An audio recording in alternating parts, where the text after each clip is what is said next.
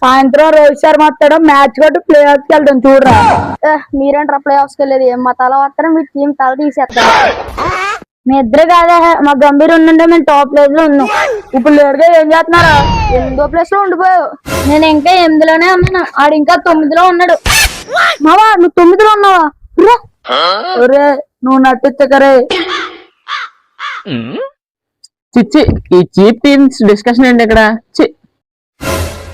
రే ముందల top place లోకి ఎలా రావాలో ఆలోచించండి. నాకులాగా మన డ్యూటీతో ఓడిపోయి నువ్వే ఎక్స్ట్రా చేస్తున్నారా?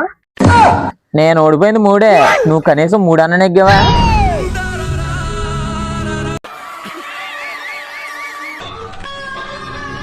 ఎరా కేకేఆర్ సైలెంట్కి వెళ్ళిపోతున్నారా?